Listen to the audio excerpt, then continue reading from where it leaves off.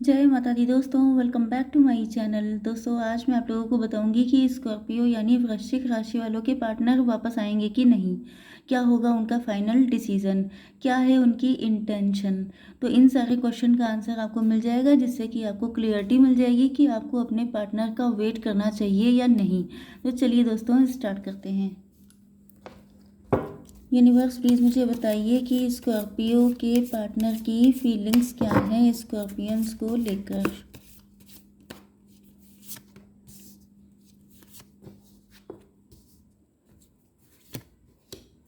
Scorpions के partner की intention क्या है स्कॉर्पियंस को लेकर।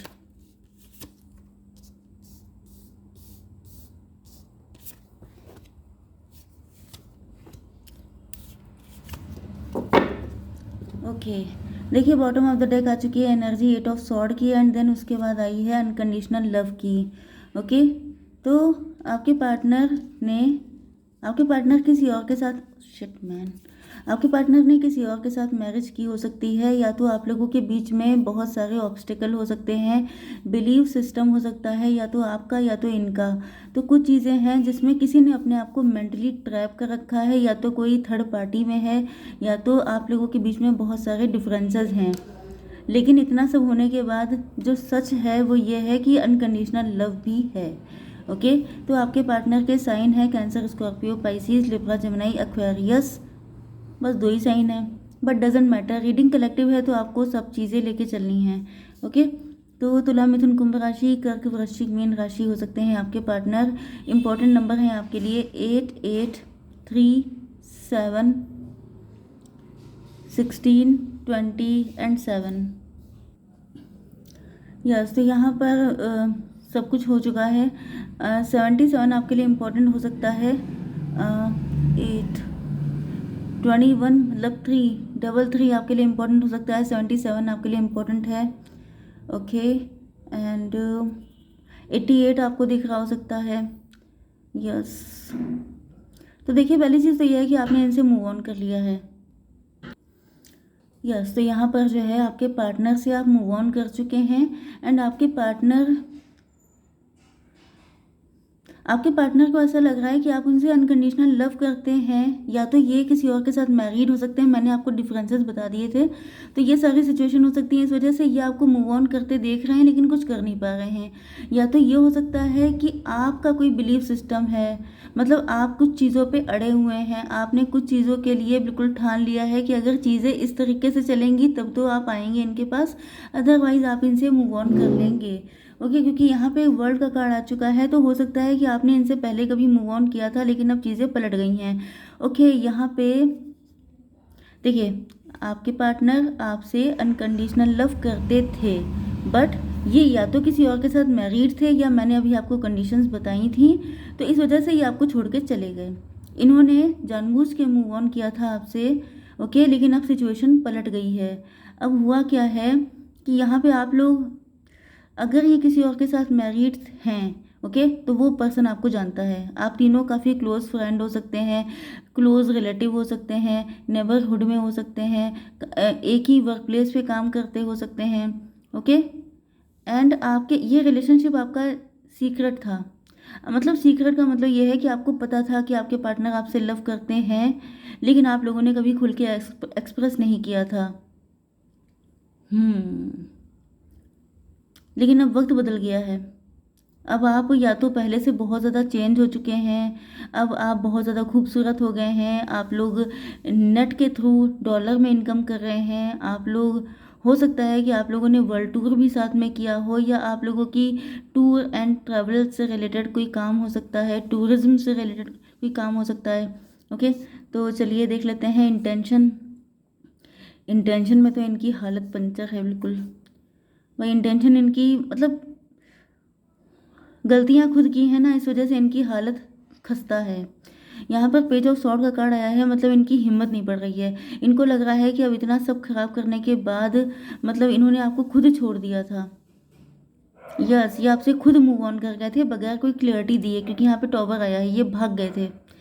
इनको लगा कि नहीं कर पाएंगे आपके लिए कुछ, इनके अंदर इतनी हिम्मत नहीं थी। यस, ये आपको यही बता रहे हैं कि उस टाइम इनकी हालत नहीं थी इस लायक कि ये इस रिलेशनशिप के लिए कुछ कर सकते, या फिर ये इतने मैच्योर नहीं थे, इनके अंदर इतना कॉन्फिडेंस नहीं था, इनके अंदर इतनी हिम्मत नहीं थी कि ये दुनिया से लड़ पाएँ सबके सामने, बिल्कुल मतलब क्या बोलते हैं, मतलब हीरोइक एंट्री कर पाएँ आपकी लाइफ में, दुनिया के सामने सबको एहसास करा दें कि यू आर माई लव। तो ये सब चीज़ें करने के लिए हिम्मत होनी चाहिए। हम लोग जैसे मूवीज़ में देखते हैं तो वो हिम्मत की बात होती है, सबके बस की बात होती तो आज कहानी सबकी और ही होती। तो वही चीज़ है, इनके अंदर हिम्मत नहीं थी, ये भाग गए आपको छोड़ के बगैर कोई क्लियरिटी दिए। एंड इस वजह से इनको लग रहा है कि अभी अपने बैड टाइम फेस कर रहे हैं, अब ये कर्मा फेस कर रहे हैं अपना। एंड ये चाहते हैं कि आप इनको माफ़ कर दें क्योंकि आप बड़े दिल के हैं, क्योंकि आपने इनको हमेशा अनकंडीशनल लव शो किया। तो देखिए ये सोच रहे हैं कि अगर आपकी तरफ से कुछ इनको माफ़ी वाफ़ी मिल जाए, कुछ साइन या जेस्चर के थ्रू आप इनको शो कर दें, तो ये आपके पास फ़र्क फ़र्क भागते चले आएंगे। सॉरी गाइस, मतलब बस आपकी तरफ से एक साइन का एक इशारा चाहिए कि चलो माफ़ किया, क्योंकि आप हमेशा या तो इनको माफ़ करते रहे हैं या तो फिर ये हमेशा से ही ऐसी गलतियां करते रहे हैं, आप इस चीज़ के हैबिचुअल हो गए हैं। इनको लगता है कि पहले भी तो तुमने 10 बार माफ़ किया है, तो इस बार कौन सी दिक्कत है। तो ये भी हो सकता है कि आप ही ने इनको इतना सर पे चढ़ा लिया कि ये गलती करने के आदी हो गए हैं। इनको लगता है कि आप हैं तो माफ़ करने के लिए। तो कभी कभी ऐसा हो जाता है कि इंसान एक टाइम पे थक जाता है, वो कहता है कि अब ना हो पाएगा। तो आपकी कंडीशन ऐसी हो सकती है। एंड आपके पार्टनर हैं जो गलतियां करने से बाज ही नहीं आ रहे हैं। ओके, तो ये हैं तो वैसे शार्प माइंडेड, कोई हल्के फुल्के पर्सन नहीं है आपके, काफ़ी तेज़ तर्रार हैं, काफ़ी स्पीडी पर्सन हैं।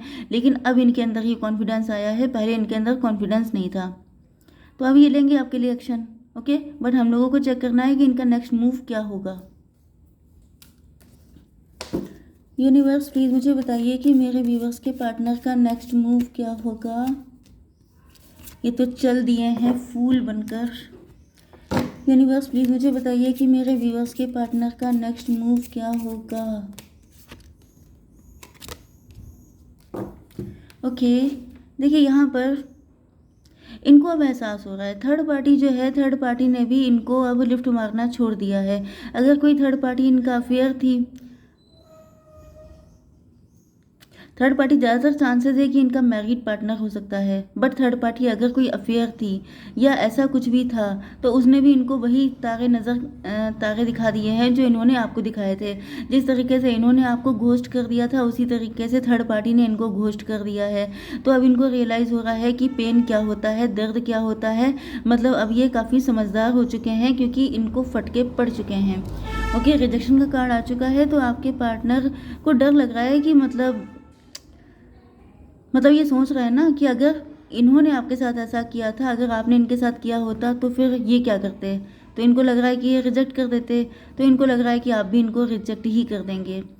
बट यहाँ पर इनकी जो मंशा है, चाहत है, वो ये है कि ये सोच रहे हैं कि अगर आप मान जाते हैं तो आपके भी सारे गम रिकवर हो जाएंगे एंड इनके भी। मतलब आप दोनों को एक दूसरे की नीड है। तो अब मतलब फाइनल ये है डिसीजन इनका कि अब आप दोनों मैच्योर हैं, आप दोनों ने अपनी ज़िंदगी में बहुत स्ट्रगल किया है। ये भले ही बुद्धू टाइप के थे, लेकिन अब इनको अकल आ गई है। तो होशियारी किस में है कि आप लड़ते रहिए, ईगो दिखाते रहिए, टाइम वेस्ट करते रहिए, या फिर एक नई शुरुआत करिए। तो आपके पार्टनर तो नई शुरुआत करने को बिल्कुल आंखें बंद करके आप पे विश्वास करने को तैयार हैं, बट आप तैयार हैं कि नहीं हैं।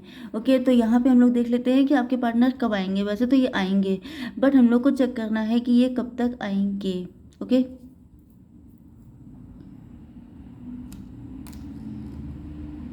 देखिए एक चीज़ मैं आपको बता दूं, एक पॉसिबिलिटी और नज़र आ रही है, क्योंकि फूल कार्ड का मतलब होता है कोई नया पर्सन भी हो सकता है जिसने सेम एक्सपीरियंस किया है। मतलब जैसे आपको ये छोड़ के भाग गए थे, इन्होंने आपको जो पेन दिया, वैसे ही ये पर्सन हो सकता है डिवोर्सी, सेपरेटेड, या इन्होंने किसी से मूव ऑन किया है, तो ये उसी पेन से गुजर चुके हैं। एंड हो सकता है कि आपने इनको रिजेक्ट कर दिया हो, तो ये फिर से आपकी ज़िंदगी में आना चाहते हैं क्योंकि इनको पता है रिकवरी करना है।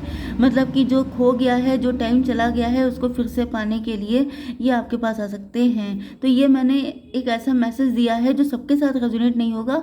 अगर आपके पार्टनर के बाद कोई आपकी लाइफ में आया है, कोई मैरिज का प्रपोजल या कुछ, तो फिर ये आपसे मैच करने वाला है। ओके, तो देख लेते हैं कब तक आएंगे। यूनिवर्स प्लीज़ मुझे बताइए कब तक आएंगे मेरे व्यूवर्स के पार्टनर। जस्टिस, कोर्ट मैरिज होगी आपकी, जस्टिस होगा आपके साथ। 11 नंबर आ चुका है। 11 नंबर मतलब आप लोग ट्विन फ्लेम हो सकते हैं, सोलमेट हो सकते हैं, मतलब जो भी पार्टनर आएगा वो आपके साथ जस्टिस करेगा। एंड ये डिवाइन का जस्टिस है, ईश्वर भेज रहे हैं इनको, इनकी पिटाई करने के बाद ईश्वर ने भेजा है इनको कि जाओ सब कुछ सही करके आओ। ओके, तो ये आएंगे डेफिनेटली। एंड कब तक आएंगे? 11 दिन में भी आ सकते हैं, 11 मंथ भी लग सकते हैं, नवंबर का मंथ भी हो सकता है। तो आप लोगों को लगभग इतना ही वेट करना है, 11 दिन, 11 मंथ या नवंबर तक। ओके, अब इससे जल्दी अगर आप इनसे इतना वेट नहीं कर सकते तो इट्स योर ओन चॉइस, आप इनको छोड़ भी सकते हैं, आप मूव ऑन भी कर सकते हैं। डिवाइन आपके लिए कोई दूसरा पर्सन लेके आ जाएंगे। ओके, तो देख लेते हैं क्या गाइडेंस है आपके लिए। यूनिवर्स प्लीज़ मुझे बताइए कि क्या गाइडेंस है मेरे व्यूवर्स के लिए। Unicorn please give me 1 card and ancestor please give me 1 card. देखिए यहाँ पर nothing is yet set in stone, आपसे कहा जा रहा है कि कोई चीज़ पत्थर की लकीर नहीं है। मतलब ये कि आप लोग अगर ट्विन फ्लेम या सोलमेट के कनेक्शन में हैं तो आप अपने आप को इतना बंधा हुआ फील ना करिए कि भाई ये तो ट्विन फ्लेम है तो इन्हीं का इंतज़ार करना है। कोई चीज़ पत्थर पे लिखी नहीं है। आपको अगर नहीं लग रहा, वही चीज़ जो मैंने अभी आपको बताई थी कि अगर आप वेट नहीं कर पा रहे, अगर आपको इन पे बहुत गुस्सा है, आपको लग रहा है कि आप माफ़ नहीं कर पाएंगे, तो छोड़ दीजिए। क्योंकि कोई ईश्वर आपको फोर्स नहीं कर रहे हैं कि आप मानिए, आप वेट करिए। आपसे नहीं हो रहा है, आप आराम से छोड़िए, आप फ्री हैं। ये मतलब ईश्वर की तरफ से आपको इजाज़त है ये करने की। 13 नंबर आपके लिए इंपॉर्टेंट हो सकता है। Honesty, honesty will ultimately be rewarded, मतलब ये कि ईश्वर ने अपना संदेश दिया है। आपकी सोल जो है, ये कार्ड आपकी सोल से होता है। आपकी सोल कह रही है कि अगर वो सच्चा होगा तभी मैं उसे एक्सेप्ट करूंगी, अगर उसने फिर से कोई बेईमानी करी तो फिर नहीं, या उसने अगर आपके साथ पास्ट में बेईमानी की थी एंड आपकी सोल नहीं चाहती है उसे एक्सेप्ट करना, तो छोड़ दीजिए। ओके, 13 नंबर आपके लिए इंपॉर्टेंट है। 13 नंबर वैसे डेथ का भी होता है। Okay, master Jesus, forgiveness, yes you are in path of light, love and forgiveness. तो आपसे कहा जा रहा है कि आप टैरो देख रहे हैं, या तो फिर आप लोग हीलर हैं, या फिर आप लोग बहुत अच्छे इंसान हैं। तो आप लोग अच्छे इंसान हैं तो आप फॉरगिवनेस चूज़ कीजिए, मतलब माफ़ कर दीजिए। भले ही इनको आप एक्सेप्ट ना कीजिए, लेकिन माफ़ करिए अपने सुख शांति के लिए। ओके, क्योंकि ईश्वर आपके साथ जस्टिस करना चाहते हैं, आपको खुश देखना चाहते हैं। ओके, तो आई होप सो कि रीडिंग आपको पसंद आई होगी। Please to like share and subscribe. जय माता दी।